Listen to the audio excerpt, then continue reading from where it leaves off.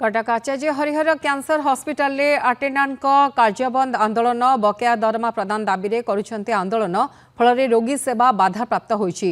पूर्व सरकार समय दरमा 4 ରୁ 5 तारिख मध्य मिलुवा बेले वर्तमान सरकार रे 2-3 मासर दरमा मिलुनी बोली अभियोग करछन्ती अटेंडेंट। निजे बंचिले रोगी सेवा करिबु बोली कहिसन्ती। एने सेटर अधिक आलोचना करछन्ती आम कटक रिपोर्टर सिद्धेश्वर राउल। दरमा बंद प्रतिवाद रे काम बंद रोगी हैरान एभली अवस्था सृष्टि होती खोद सरकारी हॉस्पिटल ले। वर्तमान आम अच्छु आचार्य हरिहर कैंसर हॉस्पिटल देखि पार्थिबे जो भली भाव धारणा देउचंती एवं रोगी मान हैरान हेउचंती। पचारि बुझिबा काहेकि धारणा आपण माने धारणा देउचंती किंतु रोगी को ऊपर तार प्रभाव पड़ुची काहेकि धारणा आपणकर एथिपाई मु भाबुची जे आमे माने दायी न एथिपाई कि जो कंपनी की देइचंती आचार्य हरिहर जे आम मानको तांको द्वारा नियुक्ति करैचंती सी मुख्यतः दायी रहिबे। कारण आमे एठी कार्य करूचु आमे जे 2 पैसा नेले आम परिवार भी पोसिबु। अच्छा जेतले आम पेटु को आमे दाना पाउनु आम परिवार पोसिबु कोन आमे रोगी देखिबु कोन। केते वर्ष हम आपण एठी काम कलेनी आउ केते दिनरो दरमा आपणकर बकिया रहिछि।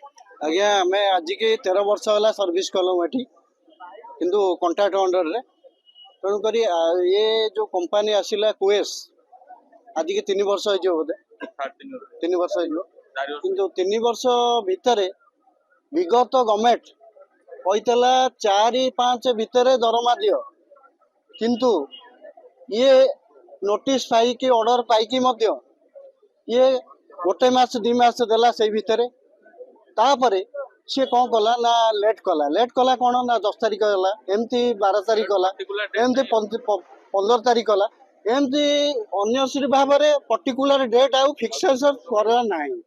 तेणु करी आज का आमर जो भाई माने सब अच्छा आम घर ये पाखे आम पलि आउछु कि कौन कर कि मो स्त्री चाकरी कर कौन कर सी हूँ अलग कथा।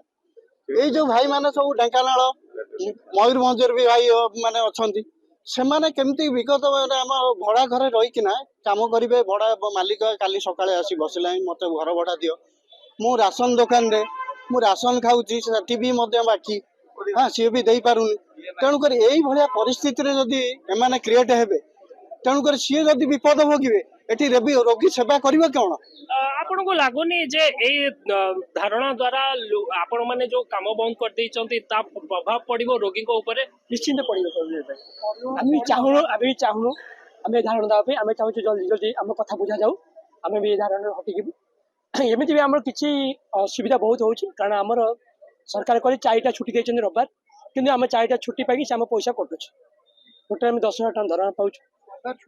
आपण भी 2 जण पिंडा भी हम काम करी कि मोर डेथ करगले कर्म ऊपर तांको पे किछि ना कंपनी बुझिले ना सरकार बुझिले किछि बुझि ना बहुत आमे सम्मुखीन होउछि। आमे काम करिबे कंपनी सब दिन कहै आया केते पैसा मिलिबो ना 8 तारिख आया 8 तारिख हला केबे 9 तारिख ना 10 तारिख एम हम कहू एबे भी आज भी कहला जे हमको धमक आछि तो तुम माने समुद्र बाहर को आजिबो समुद्र बाहर को हम फोटो भी उठै कि नै चंदी फोटो सब फोटो हम समुद्र बाहर आया हम कोन भूल करबे हम बाहर को आजिबो हम पेट पे किछि कहबुनी हम चुप हे रहइबो स्वल्प दर बेले सर आम आसीचु रोगी काम करने की आम रोगी सेवा करूँ सरकार भी आम दुख टे बुझिले आम जाइए पुणी जॉइन करूँ बुझे रोगी हैरान हेबेनि जमी आम रोगी सेवा करने स्वल्प दरमा सरकार आम कथा भी बुझे जमी रोगी मैंने हैरान नुहतु आम भी हैरान नु निहाती भाव में आपण मैंने शुणुले जो भली भाव में ये जो अटेंडेंट मैंने धारणा देइछथि एमानकर अभियोग जे पूर्व सरकार जो रही सी दरमा 4 तारिख और 5 तारिख रे दरमा दे देउथले किंतु वर्तमान जो सरकार आछंती से सरकार तांकर दरमा 10 तारिख को मासर 15 तारिख एमिति कि तांकर बकेया दरमा अभी पर्यंत मिल पाउनी।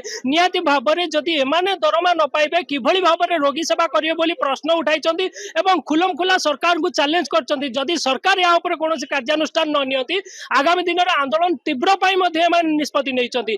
देखिबाकू बाकी रहिला ए घटना ऊपर सरकार कोन नजर रहउची आ एमानकर समस्या केबे समाधान होउची। कटकरो सिद्धेश्वर राउल नंदी घोष टीवी।